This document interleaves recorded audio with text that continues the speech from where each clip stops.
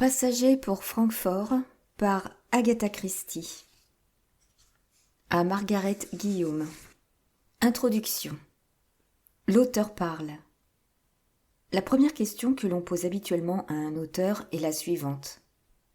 Où trouvez-vous vos idées ? La tentation est grande de répondre « Chez Harrods » ou bien au magasin de l'armée et de la marine. On croit, en règle générale, qu'il existe une source magique à laquelle les auteurs peuvent aller puiser leurs idées. Et il est bien difficile de renvoyer le lecteur trop curieux aux vers de Shakespeare. Dites-moi si l'imagination naît dans le cœur ou dans la tête. Comment est-elle engendrée et nourrie ? L'auteur répond donc « dans ma tête ». Cela, bien sûr, ne satisfait pas la curiosité de l'interlocuteur. Mais s'il est sympathique, on se laisse fléchir et on apporte quelques précisions. Si une idée particulière semble attrayante, et si on a le sentiment de pouvoir l'utiliser, on la tourne et la retourne dans tous les sens. On la creuse, on la façonne peu à peu. Ensuite, il faut évidemment la coucher sur le papier, et ce n'est pas la tâche la plus facile. En fait, c'est même là que commence le vrai labeur.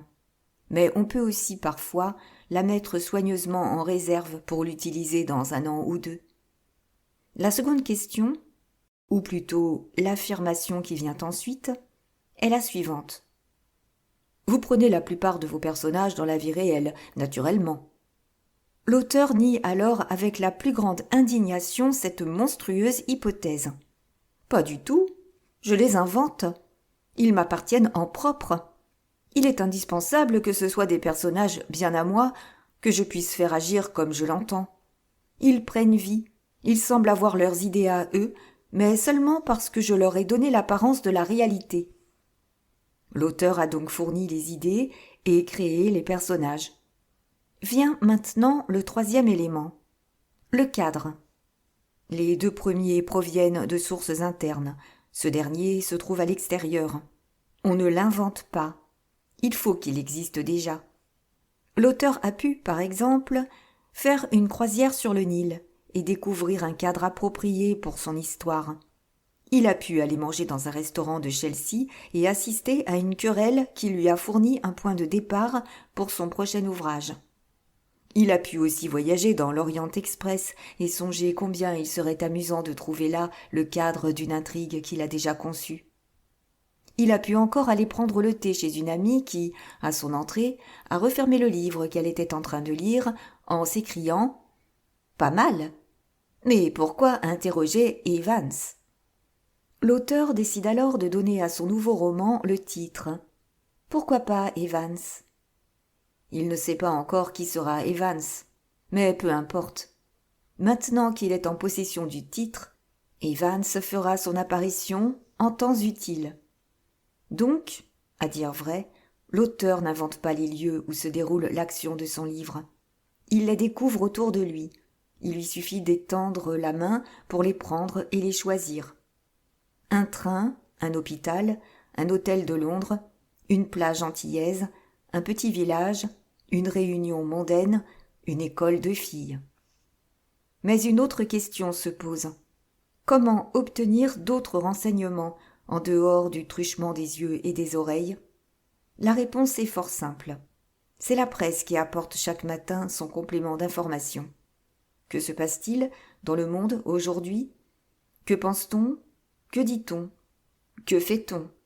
Pour le savoir, il nous suffit de placer un miroir devant l'Angleterre de 1970, c'est-à-dire de lire chaque matin pendant un mois la première page de notre quotidien, de prendre des notes, puis de les examiner et de les classer. Il y a tous les jours un meurtre, une jeune fille étranglée, une vieille dame attaquée et dépouillée de ses maigres économies, des jeunes gens qui se livrent à une agression, des bâtiments incendiés ou détruits par des explosions, de la contrebande, de drogue, des enfants disparus que l'on retrouve, assassinés, à quelques pas de chez eux, des cambriolages et des hold-up. Tout cela peut-il être l'Angleterre ? Notre pays est-il réellement cela ? Nous sentons bien que non, du moins pas encore. mais il pourrait l'être. Et alors, la peur apparaît, la peur de ce qui pourrait se produire, non pas tant en raison des événements réels, mais des causes qui sont derrière, certaines connues, d'autres inconnues, mais que l'on perçoit fort bien. Cela n'est d'ailleurs pas spécial à notre pays. Dans les autres pages de notre quotidien, nous trouvons des nouvelles d'Europe, d'Asie, des deux Amériques, et nous y découvrons des détournements d'avions, des enlèvements, de la violence, des émeutes, de la haine, de l'anarchie. Tout cela semble conduire au culte de la destruction, au plaisir de la cruauté. Mais quel en est le sens profond ? Des paroles surgies de l'époque élisabéthaine résonnent à nos oreilles. La vie n'est qu'un conte, narré par un idiot, plein de bruit et de violence, et qui n'a aucun sens. Cependant, nous savons quelle somme de bonté il y a dans le monde, quels actes de générosité, de compassion ou d'entraide s'y manifestent. Pourquoi, dans ces conditions, cette atmosphère angoissante des nouvelles quotidiennes, des choses qui se passent et qui sont des faits réels ? En ces temps de grâce 1970, pour écrire une histoire, il faut se mettre en accord avec la conjoncture actuelle.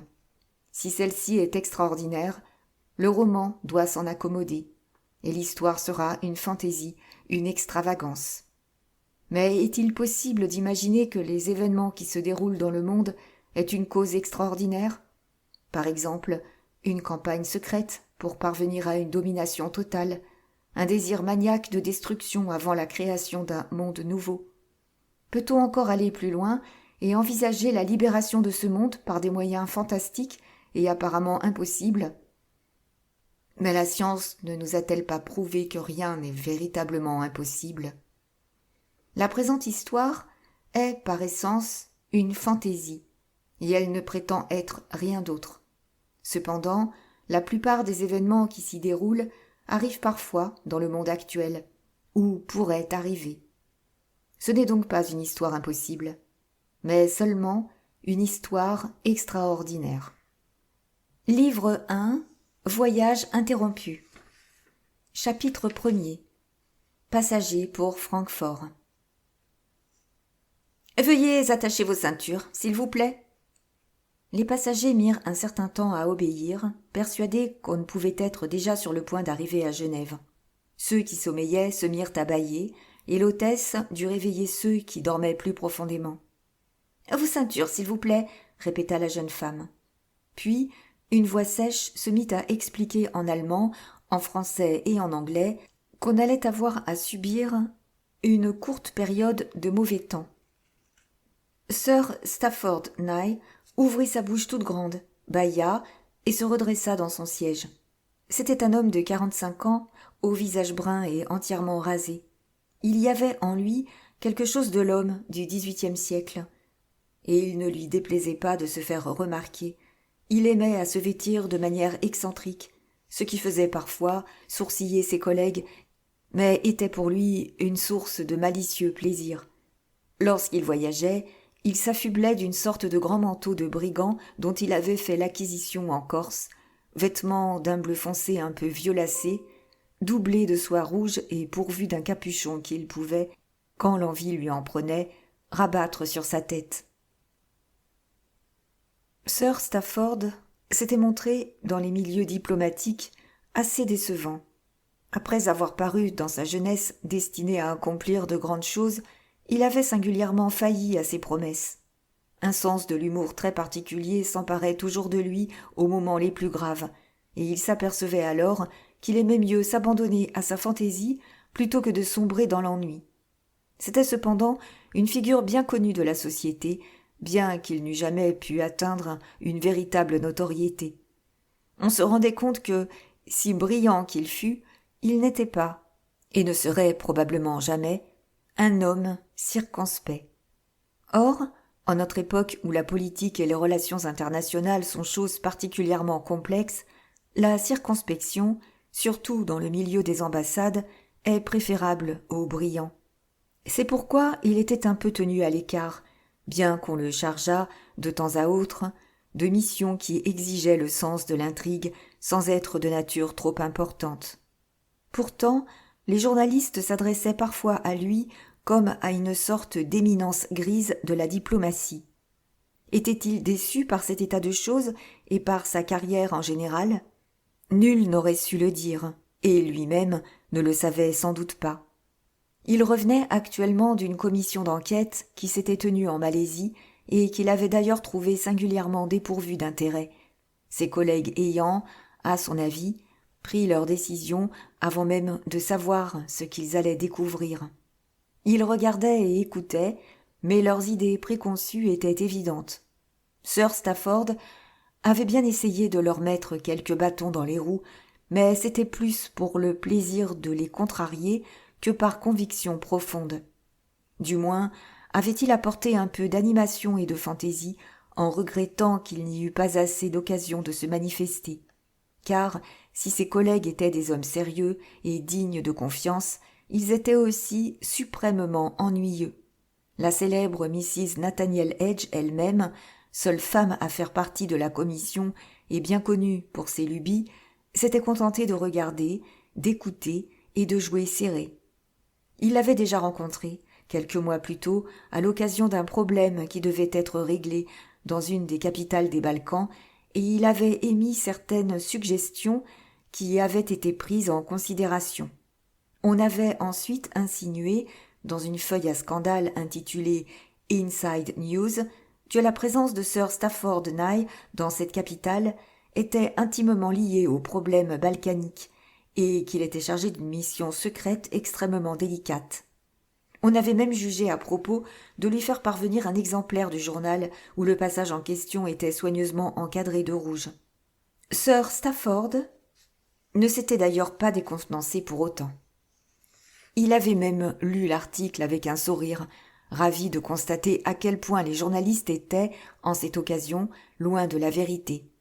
Sa présence à Sophiagrad était due à l'innocent intérêt qu'il portait aux fleurs sauvages d'espèces rares d'une part, et, d'autre part, aux instances d'une de ses vieilles amies, Lady Lucy Cleghorn, laquelle recherchait inlassablement ce genre de fleurs, toujours prête à escalader un rocher ou à bondir joyeusement en plein milieu d'un marécage à la vue d'une timide fleurette dont le nom latin était inversement proportionnel à la taille. Dans l'avion, la voix métallique se faisait à nouveau entendre, annonçant que, par suite d'un brouillard intense au-dessus de Genève, l'appareil serait dirigé sur l'aérodrome de Francfort, d'où les voyageurs repartiraient pour Londres. Quant à ceux qui devaient s'arrêter à Genève, ils seraient rapatriés dès que possible. Mais ces modifications dans les itinéraires ne touchaient en rien Sir Stafford. Il savait que s'il y avait du brouillard au-dessus de Londres, on détournerait l'avion sur Prestwick. Il espérait, pourtant, que cela ne se produirait pas, car il ne comptait plus le nombre de fois où il avait atterri sur l'aérodrome de cette ville.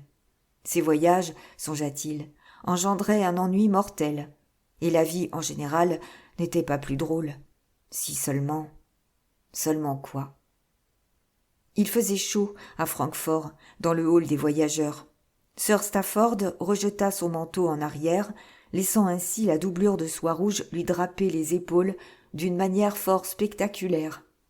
Il était en train de boire un verre de bière, tout en écoutant d'une oreille distraite les annonces qui retentissaient de temps à autre. Vol 4387 à destination de Moscou. Vol 2381 à destination de l'Égypte et de Calcutta. Des voyages tout autour de la terre, comme cela devait être romanesque. Pourtant, il n'y avait dans l'atmosphère de ce hall d'aéroport rien de particulièrement romanesque. Trop d'objets à acheter, trop de fauteuils et de banquettes, trop de plastique, trop de gens, trop d'enfants pleurnichards. Sir Stafford essaya de se rappeler qui avait dit « Je voudrais aimer la race humaine. Je voudrais aimer son stupide visage. » Chesterton, peut-être ? Oui, c'était lui, sans aucun doute. Réunissez un nombre suffisant de gens, et ils avaient l'air tellement semblables que c'en était insupportable. Le regard de Sir Stafford tomba sur deux jeunes femmes remarquablement bien tournées, revêtues de l'uniforme national de leur pays, probablement l'Angleterre, c'est-à-dire de mini-jupes ultra courtes. Puis il aperçut une autre jeune femme, encore mieux faite. En fait, elle était fort belle. qui portait ce que, croyait-il, on appelait un ensemble pantalon. Cette fois, du moins, se trouvait-il en présence d'une créature qui sortait de l'ordinaire, car il ne s'intéressait pas particulièrement aux jolies filles qui ressemblaient à toutes les autres jolies filles. La jeune inconnue vint s'asseoir près de lui, sur la banquette recouverte de cuir synthétique. Son visage attira aussitôt son attention, et il lui sembla la reconnaître. Il était incapable de se rappeler où et quand il l'avait vue, mais il lui était familier. Sa voisine, âgée de 25 ou 26 ans, avait un très beau profil, avec un nez délicat et légèrement aquilin, et une lourde cascade de cheveux bruns retombait sur ses épaules. Elle tenait un magazine à la main, mais elle n'y prêtait pas la moindre attention. En fait, elle regardait Sir Stafford. Et soudain, elle se mit à parler, d'une voix grave de contralto, teintée d'une pointe d'accent étranger. « Puis-je vous dire quelques mots ?» Il l'observa un instant avant de répondre. Non, il ne s'agissait pas, comme on aurait pu le croire, d'une femme en quête d'une aventure. C'était autre chose. Je ne vois aucune raison de vous en empêcher, car il semble que nous ayons du temps libre ici. Le brouillard, reprit la jeune femme.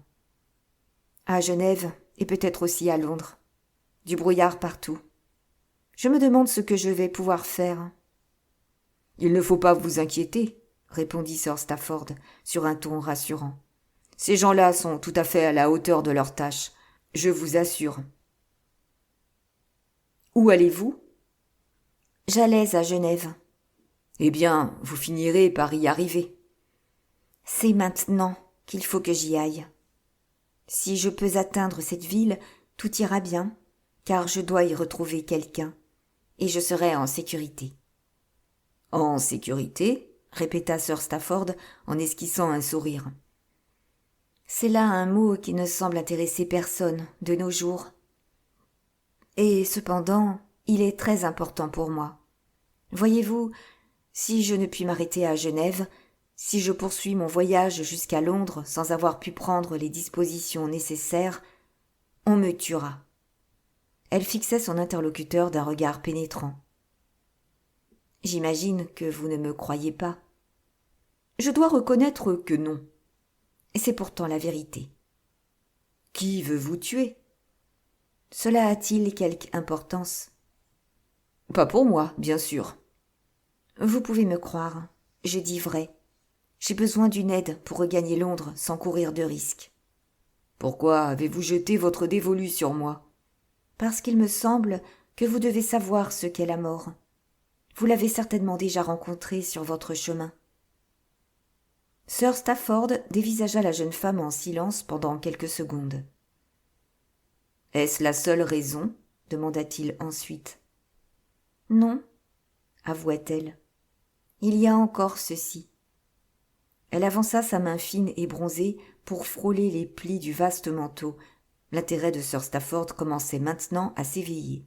« Que voulez-vous dire ?»« Ce n'est pas tout le monde qui porte un manteau comme le vôtre. Il est vraiment inhabituel et très caractéristique. » « C'est vrai, c'est là une de mes fantaisies, dirons-nous. »« Une fantaisie qui pourrait m'être tellement utile. »« Comment cela ? Je ne comprends pas. »« Vous allez probablement refuser ce que je vais vous demander, mais peut-être y a-t-il une chance pour que vous acceptiez, car je crois que vous êtes un homme susceptible de prendre certains risques. »« Je veux bien écouter votre projet, » répondit Sir Stafford avec un sourire. Je voudrais que vous me donniez votre manteau, votre passeport et votre fiche d'embarquement. Tout à l'heure, dans une vingtaine de minutes, on va annoncer le départ de l'avion à destination de Londres, et je partirai à votre place. Vous avez l'intention de vous faire passer pour moi ? La jeune femme ouvrit son sac à main et en sortit un petit miroir. Regardez-moi, dit-elle. Et regardez ensuite votre propre visage. Sir Stafford eut alors conscience de ce qui harcelait son esprit depuis un moment. C'était le souvenir de sa sœur Pamela, morte depuis 20 ans et qui lui ressemblait beaucoup. il reporta son regard sur la jeune femme qui venait de lui tendre son miroir. « Vous voulez dire, je suppose, qu'il existe une certaine ressemblance entre nous. Mais cela ne saurait abuser personne. »« Je m'en rends compte, mais ce n'est pas nécessaire. Je voyage en pantalon, et vous avez effectué tout le trajet avec votre capuchon rabattu sur votre visage. La seule chose que j'ai à faire, c'est de couper mes cheveux, de les envelopper dans un morceau de papier et de m'en débarrasser. Ensuite, j'enfile votre manteau, et à moins qu'il ne se trouve dans cet avion une personne vous connaissant tout particulièrement, je peux voyager sans risque à votre place. Lorsque je présenterai votre passeport, je conserverai le capuchon de sorte qu'on ne verra guère que mes yeux, mon nez et ma bouche.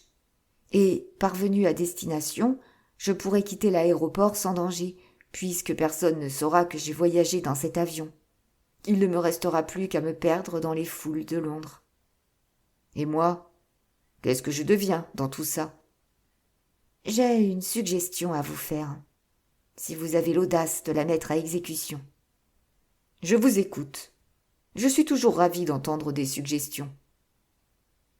Vous vous éloignerez quelques instants pour aller acheter une revue, un journal ou un objet quelconque, mais vous laisserez votre manteau ici, sur la banquette. Lorsque vous reviendrez, votre verre contiendra un narcotique. Vous irez vous asseoir en un autre endroit, par exemple sur la banquette d'en face, et vous vous endormirez. Et ensuite, vous aurez été victime d'un vol après avoir été drogué, et en vous réveillant, vous irez faire une déclaration aux autorités. Vous pourrez aisément prouver votre identité. Qu'est-ce qui vous fait dire cela ? Vous connaissez mon nom ? Pas encore, puisque je n'ai pas vu votre passeport. Je ne sais pas du tout qui vous êtes. Cependant, vous affirmez que je peux facilement prouver mon identité. Je sais distinguer les gens importants de ceux qui ne le sont pas. Mais pourquoi me prêterais-je à tout cela ? Peut-être pour sauver la vie d'un être humain. N'êtes-vous pas en train de me brosser un tableau un peu haut en couleur ? Sans doute. Et je me rends compte qu'on pourrait parfaitement ne pas me croire. Mais vous me croyez, n'est-ce pas ? Il la considéra encore d'un air pensif. Savez-vous que vous parlez comme une belle espionne dans un roman à sensation ? Seulement, je ne suis pas belle. Et vous n'êtes pas une espionne ? Peut-être pourrait-on me donner cette appellation, après tout, car je suis en possession de certains renseignements que je voudrais préserver. Et il faudra que vous me croyiez sur parole si je vous déclare qu'il s'agit de renseignements d'une importance capitale pour votre pays. Si cette histoire était mise par écrit, elle paraîtrait absurde, je le sais. Mais il y a tant de choses absurdes en apparence et qui sont cependant vraies. Sir Stafford regarda encore la jeune inconnue. Incontestablement, elle ressemblait à Paméla. Sa voix elle-même, en dépit de son intonation étrangère, était semblable à celle de Paméla. Mais ce qu'elle proposait était ridicule, quasi impossible et probablement dangereux. Dangereux pour lui. Malheureusement, c'était cela même qui l'attirait. Qu'en sortirait-il ? Il serait certainement intéressant de le découvrir. « Qu'est-ce que je retire de ce projet, moi ?» insista-t-il. « J'aimerais bien le savoir. » Une diversion qui vous éloigne des événements de chaque jour, un antidote à l'ennui, peut-être. Et maintenant, à vous de décider. Nous n'avons pas beaucoup de temps devant nous. Qu'adviendra-t-il de votre passeport à vous ? Dois-je m'acheter une perruque, en supposant qu'on en vende ici, afin de me faire passer pour une femme ? Il n'en est pas question.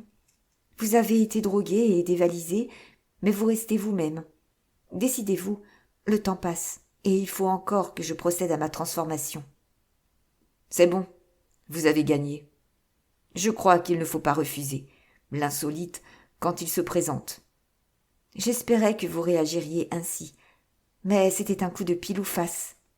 Sir Stafford tira son passeport de la poche intérieure de son veston et le glissa dans celle de son manteau posé sur la banquette. Il se leva, jeta un coup d'œil distrait autour de lui et se dirigea d'un air désœuvré vers le comptoir où l'on vendait des objets de toutes sortes. Il acheta un livre broché, tripota quelques petits animaux en peluche.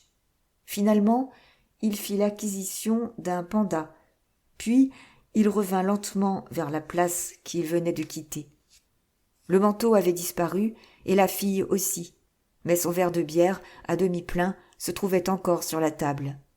C'était maintenant, songea-t-il, qu'il fallait accepter le risque. Il trempa les lèvres dans sa boisson, qui avait exactement le même goût que précédemment. Ayant avalé sa bière jusqu'à la dernière goutte, il reposa son verre sur la table, traversa le hall et alla s'asseoir à proximité d'une famille bruyante dont les enfants riaient et bavardaient à qui mieux mieux. Il bâilla et renversa sa tête contre le dossier. On annonçait un départ en direction de Téhéran. Les voyageurs s'avancèrent vers les grilles. Sir Stafford ouvrit son livre et bâilla à nouveau. Il avait sommeil, vraiment sommeil. La Trans-European Airways annonça ensuite le départ de son avion. Vol 309 à destination de Londres. Un certain nombre de voyageurs se levèrent. Un homme de taille moyenne, vêtu d'un ample manteau bleu foncé dont on apercevait la doublure rouge, traversa le hall pour aller prendre place dans la file des passagers pour Londres. Son tour venu, il exhiba sa fiche et franchit le portillon. La British European Airways, à son tour, annonça un départ pour Athènes et Chypre. Puis vint un message personnel. Miss Daphné Theodophanous est priée de se présenter au contrôle. Le départ à destination de Genève étant différé en raison du brouillard, les voyageurs emprunteront l'avion d'Athènes qui est prêt à prendre le vol. Suivirent d'autres annonces destinées à des voyageurs se rendant au Japon, en Égypte, en Afrique du Sud. On appela encore Miss Daphné Theodophanous. « Dernier appel avant l'envol de l'avion », précisa-t-on cette fois. Dans un coin du vaste hall, une petite fille levait des yeux remplis d'étonnement vers un homme vêtu d'un complet sombre, profondément endormi et qui tenait dans sa main un panda en peluche. La fillette avança la main vers le petit animal.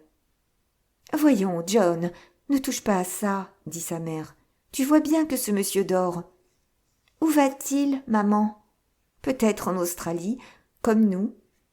Est-ce qu'il a une petite fille comme moi? Je suppose qu'il doit en avoir une. La fillette soupira en jetant encore un coup d'œil au panda. Pendant ce temps, Sir Stafford Nye rêvait qu'il chassait le léopard. Puis, soudain, il se trouva transporté dans le salon de sa tante Mathilda, où il était en train de prendre le thé avec la vieille dame, plus sourde que jamais.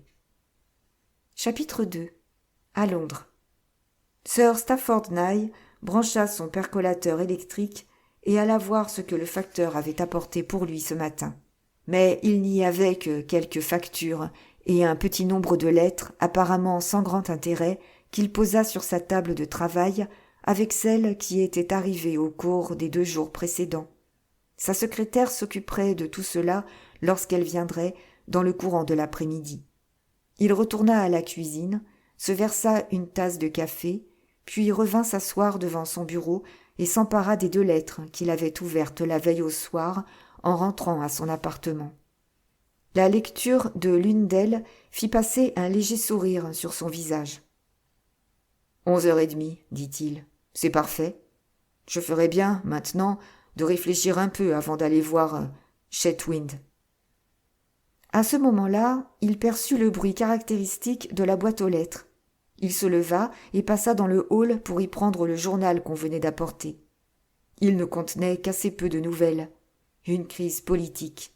Une rubrique étrangère dont le thème aurait pu paraître inquiétant si le journaliste n'avait donné la très nette impression de chercher à grossir les faits. Une jeune fille étranglée dans un parc. Les filles se faisaient toujours étrangler, songea Sir Stafford. Il y en avait au moins une par jour. Par contre, le journal ne faisait état d'aucun enlèvement d'enfants. C'était là une surprise agréable. Sir Stafford se fit une tartine et but son café. Un peu plus tard, il quittait l'immeuble et traversait Green Park en direction de Whitehall. Un léger sourire flottait encore sur ses lèvres. La vie, ce matin, lui paraissait particulièrement agréable. Il se mit à penser à Chetwynd, un imbécile si jamais il en fut un. Il arriva avec 7 bonnes minutes de retard, ce qui, se dit-il, faisait ressortir sa propre importance par rapport à celle de Chetwynd. Ce dernier était assis, l'air très digne, derrière une table surchargée d'une montagne de paperasses. « Bonjour, Nye, dit-il. Content d'être de retour ? Comment avez-vous trouvé la Malaisie ? » Extrêmement chaude. « Oui, je comprends. Mais je suppose que vous faites allusion au climat et non aux affaires politiques. »« Bien entendu, je ne parle que du climat. » Sir Stafford choisit une cigarette dans l'étui que lui tendait Chetwynd, et il prit place dans un fauteuil. « Avez-vous obtenu quelques résultats ? » « Rien qui vaille la peine d'être mentionné. Un tas de palabres ne peuvent guère amener des résultats tangibles. J'ai, d'ailleurs, fait parvenir un rapport à ce sujet. Mais, dites-moi, vous ne m'avez pas précisé, dans votre lettre, la raison pour laquelle vous désiriez me voir. Il ne s'agit que de faire un petit tour d'horizon, au cas où vous auriez ramené quelques tuyaux. Il nous faut être constamment prêts, car il peut y avoir à tout moment une interpellation aux communes et autres choses du même genre. Oui, bien sûr. Vous êtes rentré par avion, n'est-ce pas ? J'ai cru entendre que vous aviez essuyé quelques ennuis. Stafford adopta aussitôt l'attitude qu'il avait calculée à l'avance, un rien de tristesse mêlé d'ennui. Oh, vous en avez entendu parler ? Une affaire absolument stupide. Mais c'est extraordinaire comme la presse est vite au courant. Il y avait déjà ce matin un entrefilet dans les nouvelles de dernière heure. Vous auriez préféré que les journalistes n'aient rien appris, j'imagine. Ma foi, cela me donne l'air un peu idiot. Il faut bien le reconnaître. Qu'est-il arrivé ? Je me suis demandé si les journaux n'avaient pas exagéré. La vérité, c'est qu'il y avait du brouillard sur Genève et qu'on a dû diriger l'avion sur Francfort, où nous avons attendu 2 heures. Et c'est là que cette aventure vous est arrivée ? Oui. Vous savez combien ces voyages par avion et ces attentes dans les aéroports peuvent être ennuyeux. Des appareils qui arrivent, d'autres qui partent. Des gens qui entrent, d'autres qui sortent. Vous êtes là, désœuvré, en train de bâiller à vous décrocher la mâchoire. Comment les choses se sont-elles passées exactement ? J'étais assis en face d'un verre de bière lorsque j'ai eu envie de lire quelque chose, afin de tuer le temps. Je me suis donc levé pour aller acheter un roman policier. J'ai d'ailleurs fait l'acquisition en même temps d'un petit animal en peluche pour une de mes nièces. Puis, je suis retourné à ma place. J'ai fini ma bière et je n'avais pas plutôt ouvert mon livre que je m'endormais. Je suppose qu'on a dû annoncer le départ de mon avion, mais je n'ai rien entendu. Et cela pour une bonne raison. Il m'est déjà arrivé de m'assoupir dans un hall d'aéroport, mais je suis tout de même capable, en règle générale, d'entendre une annonce qui me concerne. Cette fois, il n'en a pas été ainsi. Quand je me suis réveillée, il y avait à mes côtés un médecin et une infirmière. Selon toute vraisemblance, on avait versé une drogue quelconque dans ma boisson, probablement pendant que j'allais acheter ce maudit bouquin. Voilà une chose assez extraordinaire, me semble-t-il.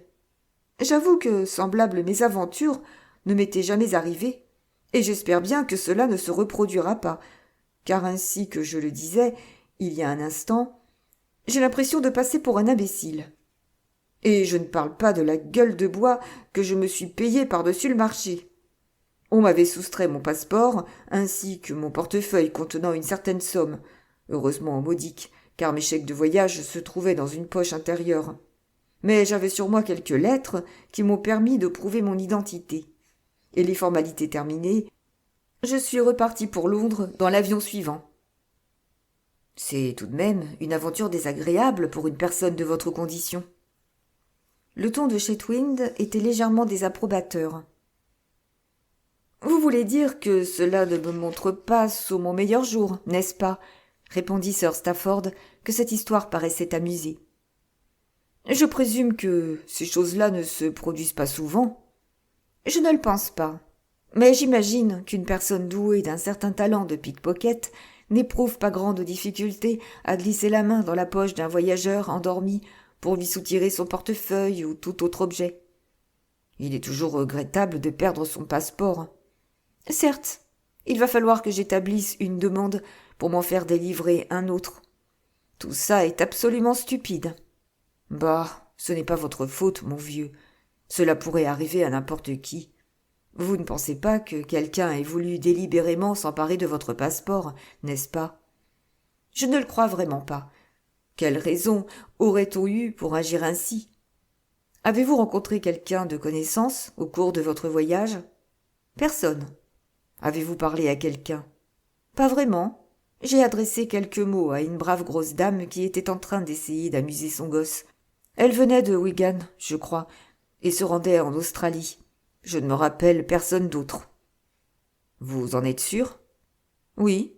Ah, il y avait aussi une jeune femme qui voulait savoir comment il fallait s'y prendre pour aller étudier l'archéologie en Égypte.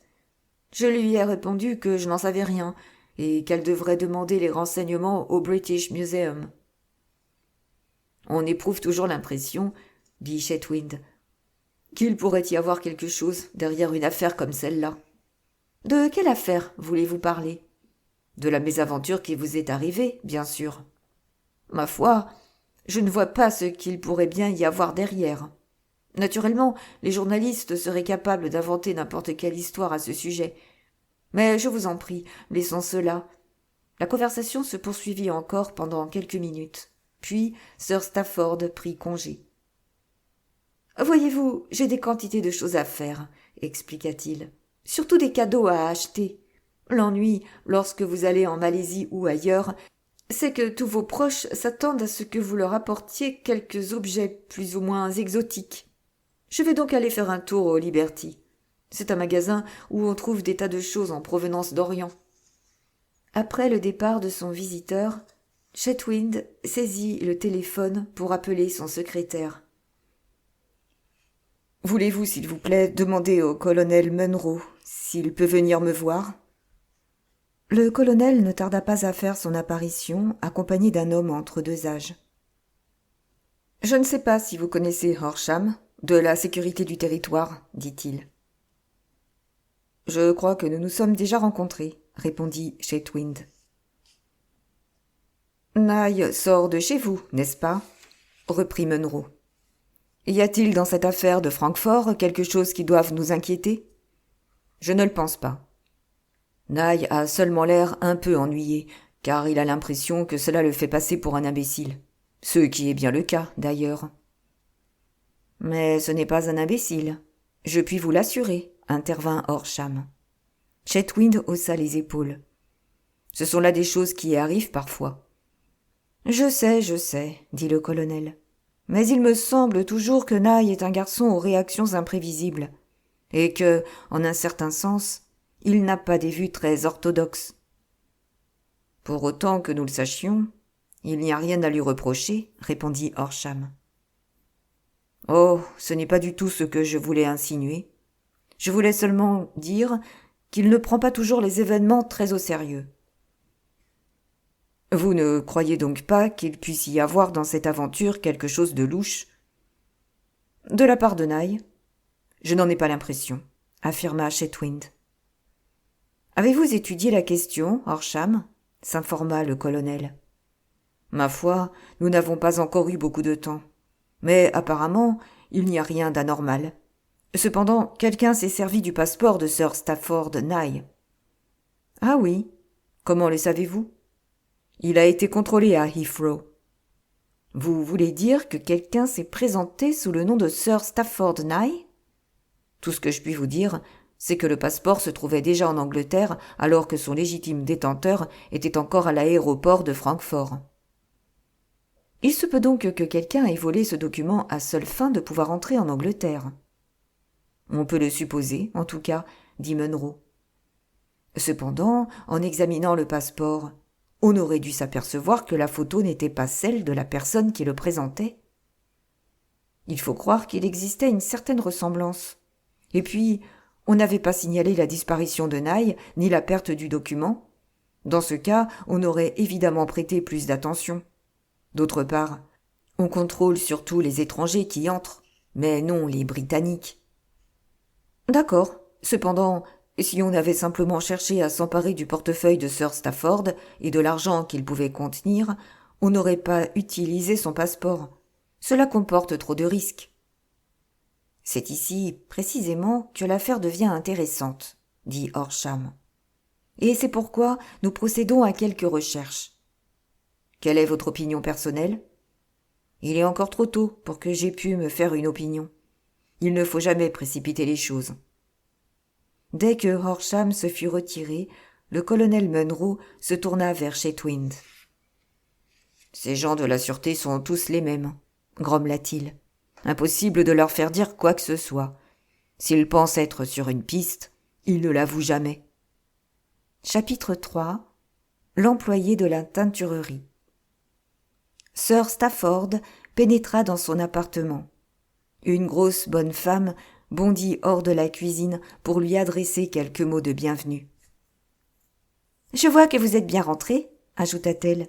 « Avec ces sales avions, on ne sait jamais ce qui peut arriver, n'est-ce pas ?»« C'est vrai, Mrs. Worrett.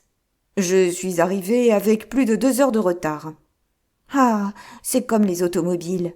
On ne sait jamais à l'avance ce qui va se détraquer. Seulement, quand vous êtes là-haut, dans les airs, c'est encore plus ennuyeux. » Lorsqu'elle fut essoufflée, Mrs. Worrett se retira dans la cuisine, tandis que Sir Stafford s'apprêtait à entrer dans sa chambre. « À propos, monsieur, reprit la brave femme, je suppose que j'ai bien fait de donner vos vêtements à l'employé de la teinturerie qui est venu les chercher. Vous ne m'aviez rien dit à ce sujet. »« De quels vêtements parlez-vous ?»« C'étaient 2 complets. C'est un employé de chez Twiss et Bonnywork qui est venu les prendre. »« 2 complets, dites-vous ? Lesquels ? » ?»« Il y avait celui que vous portiez hier, quand vous êtes rentré de voyage, et puis un autre, je ne sais plus lequel. Il y a bien aussi le costume à rayures qui aurait besoin d'un nettoyage, mais comme vous n'aviez pas laissé d'ordre, n'est-ce pas ? » « Ce garçon a donc emporté ces 2 complets ? » « J'espère que je n'ai pas fait une bêtise, monsieur. »« Ce n'est pas au costume à rayures que je pense, mais à celui que je portais hier. »« Il est un peu léger pour la saison. Il pouvait aller pour ces pays d'où vous arrivez, mais pour Londres, c'est différent. Et puis, un nettoyage ne lui fera pas de mal, c'est sûr. L'employé de Twiss et Bonnywork a dit que vous aviez téléphoné pour qu'on vienne les chercher. » « Est-il allé les prendre lui-même dans ma chambre ? » ?»« Oui, monsieur. J'ai pensé que c'était aussi bien. »« Très intéressant, » murmura Sir Stafford en pénétrant dans sa chambre. La pièce est parfaitement en ordre. Le lit était soigneusement fait, le rasoir électrique en charge. La main compétente de Mrs. Worrett était évidemment passée par là. Sir Stafford ouvrit la garde-robe et jeta un coup d'œil à l'intérieur. Puis il examina les tiroirs de la commode qui se trouvaient près de la fenêtre. Ils étaient parfaitement bien rangés. Trop bien rangés. La veille au soir, il avait rapidement vidé sa valise de voyage et avait jeté pêle-mêle ses sous-vêtements dans l'un d'eux, avec l'intention de les mettre en ordre un peu plus tard. Car ce travail n'incombait pas à Mrs. Worrett. Quelqu'un d'autre avait donc ouvert ses tiroirs et replacé ses affaires avec plus de soin qu'il ne l'avait fait lui-même. Ensuite, l'inconnu était reparti en emportant 2 complets. L'un d'eux était manifestement celui qu'il avait sur lui à son retour de Malaisie. Quant à l'autre, fait d'un tissu léger, on avait dû supposer qu'il l'avait également emporté en voyage. « On cherchait donc quelque chose, » murmura Sir Stafford d'un air pensif. « Mais quoi ? Et qui ?» Il se laissa tomber dans un fauteuil et se mit à réfléchir. Puis ses yeux se portèrent machinalement sur le guéridon où se trouvait le petit panda de peluche. Cela lui donna une idée. Il décrocha le téléphone et forma un numéro. « C'est bien tante Mathilda, dit-il. Ici Stafford. »« Ah, tu es de retour. J'en suis bien aise, car j'ai lu hier dans le journal qu'il y avait une épidémie de choléra en Malaisie. Je crois, du moins, que c'était de la Malaisie qu'on parlait, car je mélange un peu les noms dans tous ces pays. J'espère que tu viendras bientôt me voir. Non, ne prétends pas que tu es occupé. Il n'est pas possible que tu le sois sans cesse. Puis-je vous rendre visite la semaine prochaine ? Tu peux même venir dès demain. J'ai le curé à dîner, mais je peux parfaitement le décommander. Ne faites pas cela. Bah, c'est un intrigant qui s'est maintenant mis dans la tête qu'il lui fallait un orgue neuf. Celui qu'il possède est pourtant très bon. Je crois plutôt que c'est l'organiste qu'il faudrait changer. Mais le curé a pitié de lui parce qu'il vient de perdre sa mère qu'il aimait beaucoup. Aimer sa mère, c'est très bien, mais ce n'est pas cela qui fait de vous un bon organiste, n'est-ce pas ? Bien sûr, bien sûr. C'est donc entendu pour la semaine prochaine. J'ai en ce moment certains détails dont il faut absolument que je m'occupe. Comment va Sibylle ? Chère enfant, elle est parfaitement insupportable, mais tellement drôle. Je lui ai apporté un petit panda en peluche. C'est très gentil de ta part. J'espère qu'il lui plaira, dit Sir Stafford en prenant dans sa main le petit animal. Oui, de toute façon, elle connaît les bonnes manières, tu sais. Sir Stafford trouva la réflexion quelque peu équivoque. Il n'avait pas plutôt raccroché que la sonnerie se faisait entendre. « Allô, Stafford » dit une voix d'homme. « Ici Eric Pugg. J'ai appris que vous étiez de retour de Malaisie. Que diriez-vous de dîner avec moi ce soir ?»« Rien ne pourrait me faire plus de plaisir. »« Eh bien, c'est d'accord. Voulez-vous au Limpets Club à 8h15 ?» Au moment précis où Sir Stafford replaçait le combiné sur son support, Mrs. Worrett apparaissait sur le seuil, tout essoufflée. « Il y a, en bas, un monsieur qui désirerait vous voir, annonça-t-elle. « Qui est-ce » ? Un certain monsieur Horsham. Un peu surpris de cette visite inattendue, Sir Stafford descendit. Mrs. Worrett ne s'était pas trompée. Horsham était bien dans le salon, robuste, rubicond, sûr de lui, imperturbable comme à l'ordinaire. « J'espère, commença-t-il, que vous ne voyez pas d'inconvénient. »« Pas d'inconvénient ? À quoi ? » ?»« À me revoir si tôt. Nous nous sommes rencontrés ce matin, devant la porte de M. Chetwynd, si vous vous rappelez. » Sir Stafford poussa le coffret de cigarettes vers son visiteur. « Asseyez-vous, dit-il, en prenant place lui-même dans un fauteuil. « Un homme très agréable, ce Chetwynd, reprit Horsham. Je crois que je l'ai un peu tranquillisé. Lui et le colonel Munro étaient passablement émus par votre mésaventure. »« Vraiment ?» Sir Stafford sourit et se mit à fumer en observant Henry Horsham d'un air pensif. « Où voulez-vous en venir exactement ? Demanda-t-il. Pourrais-je me permettre de vous demander, sans faire preuve d'une curiosité exagérée, où vous comptez passer les quelques jours qui viennent ? Ravi de vous fournir le renseignement. J'ai l'intention d'aller rendre visite à l'une de mes tantes, Lady Matilda Cleghayton. Je vous donnerai l'adresse si vous le désirez. Inutile, je la connais. Ma foi, je pense que c'est là une excellente idée. Elle sera contente de voir que vous êtes rentré sain et sauf. Ça aurait pu être plus grave, n'est-ce pas ? Est-ce là l'opinion du colonel Munro et de M. Chetwynd ? Vous savez bien ce que c'est. Ils s'émeuvent facilement dans ce service, et ils ne savent jamais s'ils doivent ou non vous faire confiance. « Me faire confiance ?» répéta Sir Stafford d'un air offensé. « Que voulez-vous insinuer, monsieur Horsham ?» Le visiteur sourit sans se laisser démonter. « Vous avez la réputation de prendre les événements un peu à la légère. »« Oh, je pensais que vous me croyiez communisant ou quelque chose comme ça. »« Pas le moins du monde. On prétend seulement que vous ne prenez pas les choses au sérieux et que vous aimez bien vous divertir de temps à autre. »« On ne peut passer la vie entière à prendre les autres et soi-même au sérieux, » répliqua Sir Stafford. « Certes, mais vous avez cependant encouru un risque assez grave. »« Je ne vois pas très bien de quoi vous voulez parler. »« Je vais donc vous le dire. Les choses se gâtent parfois, mais ce n'est pas toujours par la faute des humains. C'est quelquefois Dieu. Ou le diable. Je n'en sais rien. Qui en sont responsables. » « Feriez-vous par hasard allusion au brouillard de Genève ?» demanda Sir Stafford, l'air soudain amusé. « Exactement. Ce brouillard a bouleversé les plans d'une certaine personne qui s'est trouvée dans une impasse. Racontez-moi ça. Il ne me déplairait pas d'être au courant. Lorsque votre avion a quitté Francfort, hier, il manquait un passager, ou plus précisément, une passagère, qui n'a pas répondu à l'appel de son nom. Mais, pendant ce temps, vous dormiez paisiblement dans votre coin. Et qu'est-il advenu de cette passagère ? C'est ce qu'il serait intéressant de savoir. En tout cas, votre passeport s'est retrouvé à Heathrow bien avant que vous n'y arriviez vous-même. Où est-il maintenant ? Suis-je censé l'avoir récupéré ? Non, je ne le pense pas. Cela me paraîtrait un peu rapide.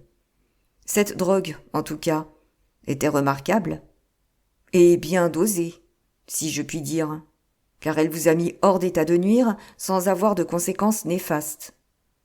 Elle m'a pourtant valu une fameuse migraine. C'était à peu près inévitable, étant donné les circonstances. Puisque vous semblez tout savoir, peut-être me direz-vous ce qui se serait passé si j'avais refusé la proposition que l'on a pu, je dis bien que l'on a pu, me faire. Marianne aurait fort bien pu laisser la vie dans l'aventure. Marianne ? Qui est Marianne ? Miss Daphné Theodophanous. C'est le nom qu'il me semble avoir entendu lorsqu'on appelait la passagère absente. Oui, c'est celui sous lequel elle voyageait, mais nous l'appelons généralement Marianne. Qui est-elle exactement ? Dans sa spécialité, elle est plus ou moins au haut de l'échelle. Et quelle est sa spécialité ? Est-elle de notre côté ou du leur ? Si tant est que vous sachiez à qui se rapporte le mot « leur ». En ce qui me concerne, je dois avouer que je m'y perds un peu. Oui, il n'est pas tellement facile de s'y retrouver, n'est-ce pas ? Avec les Chinois et les Russes, cette faune étrange qui télécommande les révoltes d'étudiants, la nouvelle mafia, tous ces gens d'Amérique du Sud, et j'allais oublier ce joli petit groupe de financiers qui semble toujours avoir quelque chose de louche en réserve. Marie-Anne, murmura Sir Stafford d'un air pensif. C'est là un nom bizarre. Si elle s'appelle réellement Daphné Theodophanous. Sa mère était grecque, son père anglais, et son grand-père autrichien. Que serait-il arrivé si je ne lui avais prêté un certain vêtement ? Elle aurait pu se faire assassiner. Parlez-vous sérieusement ? Depuis un certain temps, l'aéroport de Heathrow nous donne quelque inquiétude. Il s'y est passé, récemment, des événements regrettables dont nous aurions besoin de trouver l'explication. Hier, si l'avion avait fait escale à Genève, comme prévu, tout aurait bien allé. Pour Marianne, qui aurait bénéficié de la protection organisée à l'avance. Mais, dans le cas contraire, on n'avait pas le temps de prévoir. Or, actuellement, on ne sait pas toujours de qui on doit se méfier, car tout le monde joue double jeu, quand ce n'est pas triple ou quadruple jeu. Vous me faites peur. Il ne lui est rien arrivé, n'est-ce pas ? J'espère que tout va bien pour elle, puisque nous n'avons entendu parler de rien. Et si cela peut vous aider d'une quelconque manière, je puis vous apprendre que quelqu'un s'est introduit chez moi ce matin, pendant que j'étais à Whitehall. L'homme a prétendu que j'avais téléphoné à une teinturerie qu'il était censé représenter, et il a quitté mon appartement en emportant 2 de mes complets, celui que je portais hier et un autre. Je présume qu'il était à la recherche de quelque chose, car les tiroirs de ma commode avaient été fouillés. Mais que pouvait-il espérer y découvrir ? Je voudrais bien le savoir, répondit Horsham d'une voix lente. Il se trame quelque chose, quelque part. On en aperçoit des bribes, comme s'il s'agissait d'un paquet mal ficelé. À un certain moment, on a l'impression que tout se passe au festival de Bayreuth. À l'instant d'après, il vous semble que ça provient d'Amérique du Sud, puis des États-Unis. La vérité, c'est qu'il y a en divers endroits un tas d'affaires louches qui préparent quelque chose de plus important. Peut-être est-ce une révolution politique, peut-être autre chose de tout à fait différent. Vous connaissez M. Robinson, je crois. En tout cas, lui vous connaît. Sir Stafford réfléchit un instant. Robinson? Un nom bien anglais. N'est-ce pas un type grand et fort, jaune comme un citron, qui semble toujours trempé dans quelque affaire financière? Il nous a tiré de fort mauvais pas à plusieurs reprises. Mais les gens comme M. Chetwynd ne l'aiment guère. Ils le trouvent trop coûteux. Il est assez enclin à l'avarice, notre cher M. Chetwynd. Très fort pour faire des économies mal placées. On disait autrefois pauvre mais honnête, fit remarquer Sir Stafford. Il semble que votre M. Robinson, lui, soit coûteux mais honnête. À moins qu'il ne vaille mieux dire honnête mais coûteux. Quoi qu'il en soit, j'aimerais bien que vous puissiez m'apprendre de quoi il retourne exactement. Je parais être mêlé à quelque chose sans savoir le moins du monde de quoi il s'agit. Henry Horsham hocha la tête. Nul d'entre nous ne le sait. Pas avec précision, en tout cas. Que suppose-t-on que je cache pour venir ainsi fouiller mon appartement? Franchement, je n'en ai pas la moindre idée. À votre connaissance, vous ne détenez rien d'important. Personne ne vous a rien donné à garder. Absolument rien. Si vous pensez à Marie-Anne, elle m'a simplement dit vouloir sauver sa vie et rien d'autre. Et, à moins qu'il n'y ait un entrefilet dans les journaux du soir, vous lui avez véritablement sauvé la vie. Il semble bien que nous soyons parvenus à la fin d'un chapitre, n'est-ce pas? C'est dommage, parce que ma curiosité commence à s'éveiller. Je voudrais bien savoir ce qui va se passer maintenant. Vous paraissez être, dans votre sphère, passablement pessimiste.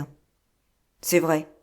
Je dois reconnaître que les choses vont assez mal dans notre pays.